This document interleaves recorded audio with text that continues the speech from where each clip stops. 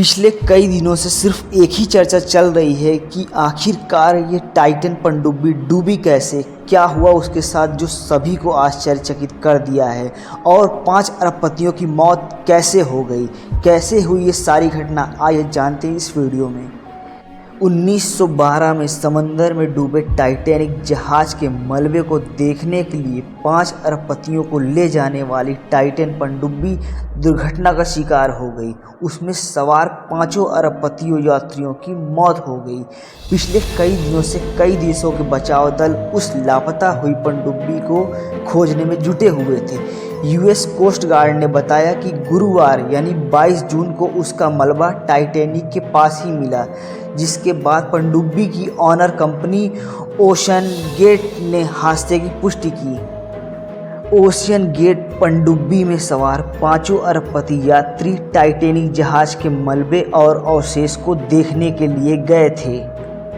उस पनडुब्बी में ब्रिटिश पाकिस्तानी अरबपति शहजाद दाऊद, जो कि एग्रो कॉर्प के उपाध्यक्ष थे, और उनका बेटा सुलेमान दाऊद, ब्रिटिश अरबपति हॉमिश हार्डिंग, फ्रांसीसी पर्यटक पॉल हेनरी नार्गोलेट और ओशियन गेट के सीईओ स्टॉकटन रश भी शामिल थे। हादसे में कब क्या हुआ आइए जानते हैं। इन 5 अरबपतियों की शुरुआत 16 जून को कनाडा के न्यू फाउंडलैंड से हुई थी। ये सभी लोग एक जहाज से पहले अटलांटिक महासागर में उस जगह पहुंचे जहां टाइटैनिक जहाज का मलबा मौजूद था। इसके बाद 18 जून को ये सभी यात्री सबमर्सिबल से पानी के अंदर उतरे। सुबह 9 बजे ये लोग समुद्र की गहराई में उतरे और सुबह करीब 11:47 पे पनडुब्बी का संपर्क टूट गया। 5 यात्रियों को शाम 6:10 पर वापस लौटना था, जिसके बाद शाम 6:35 पे बचाव कार्य फिर शुरू किया गया। पनडुब्बी में 96 घंटे की ऑक्सीजन थी। वैसे इस पनडुब्बी का जो टाइटैनिक देखने का सफ़र था वो सिर्फ 8 घंटे का ही था, लेकिन देखते देखते ये 4 से 5 दिन कब कैसे क्या हो गया ये किसी को समझ नहीं आया। जबकि इस पनडुब्बी में 96 घंटे के लिए ऑक्सीजन थी, यानी 4 दिनों के लिए ऑक्सीजन थी, और इस पनडुब्बी को एक बड़ी मदरशिप से सिग्नल भेजा जाता था, ताकि हर 15 मिनट में ये सिग्नल भेजा जाए कि पता चले कि सब कुछ सही है, सब कुछ ओके है।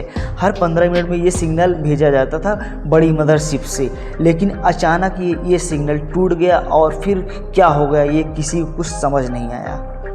18 जून को शुरू हुआ ये मौत का सफ़र 22 जून को जाके तब खत्म हुआ जब पनडुब्बी खोजने वाले यूएस कोस्ट गार्ड ने यह पुष्टि की कि जो पनडुब्बी हमें मिली है वो टाइटैनिक के नज़दीक ही मिली है, जो कि पूरी तरह से ब्लास्ट हो चुकी है।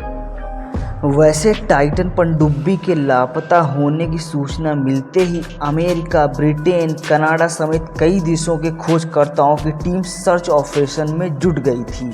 हालांकि 4 दिनों तक किसी को समुद्र में वो पनडुब्बी नहीं मिली। सर्च ऑपरेशन को 96 घंटे बीत चुके थे, और जैसा कि पहले ही बताया गया था कि 4 दिन के लायक ही ऑक्सीजन उसमें था, वो खत्म हो चुका था। यूएस कोस्ट गार्ड ने एक बयान जारी किया कि मध्य अटलांटिक महासागर में जहां 1912 में टाइटैनिक जहाज डूबा था, उसी के पास उन्हीं पनडुब्बी का मलबा मिला है। हालांकि यह स्पष्ट नहीं है कि मलबा उसी पनडुब्बी का है जो 18 जून 2023 को लापता हुई थी।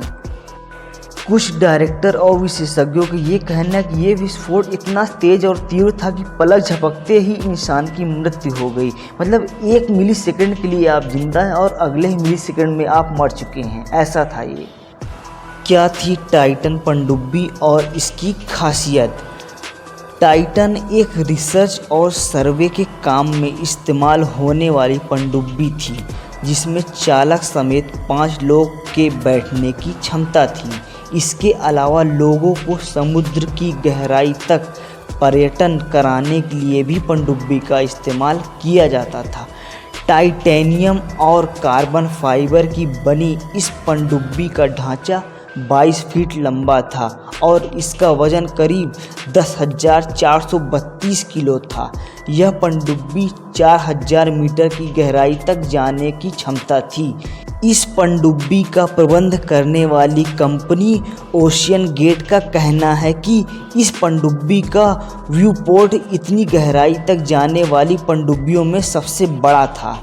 इस पनडुब्बी में 4 इलेक्ट्रिक थर्सिस्ट लगे थे जो पनडुब्बी को दिशा और 3 नॉट की गति से चलने में मदद करते थे। पनडुब्बी का प्रेशर वेसल भी कार्बन फाइबर और टाइटेनियम का बना था जिसमें 96 घंटे की ऑक्सीजन भरी थी। इस पनडुब्बी में एलन मस्क की कंपनी स्टारलिंक सैटेलाइट टेक्नोलॉजी का कम्युनिकेशन सिस्टम लगा हुआ था। हालांकि अभी तक यह साफ नहीं हो सका है कि पनडुब्बी का कम्युनिकेशन किन कारणों से टूटा। पनडुब्बी के हादसे की अन्य वजह इसमें पावर फेलियर या सब कम्युनिकेशन सिस्टम की दिक्कत हो सकती है।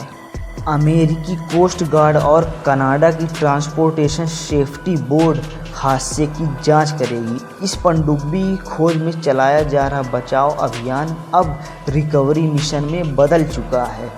समुद्र की सतह पर मौजूद पनडुब्बी के टुकड़ों को निकाला जाना है। केवल रिमोट से चलने वाला रोबोट ही इस गहराई तक जा सकता है जहां टाइटैनिक का मलबा है। पेल्जिक रिसर्च सर्विसेज का ओडिसियस 6 ही एक इकलौता रोबोट माना जा रहा है जो इस गहराई तक जाकर मलबा तलाश सकता है। इसी ने पहली बार टाइटैनिक जहाज को 16 फीट की दूरी पर मलबे को खोजा था। रोबोट ने मलबे के 5 टुकड़े खोजे थे उस वक्त। तो दोस्तों, यह जानकारी आपको कैसी लगी? वीडियो अच्छी लगी तो लाइक करना और ऐसी और जानकारी के लिए चैनल को सब्सक्राइब कर लेना और भी लोगों को शेयर करना ताकि ये जानकारी और भी लोगों तक पहुँचे। Thanks for watching.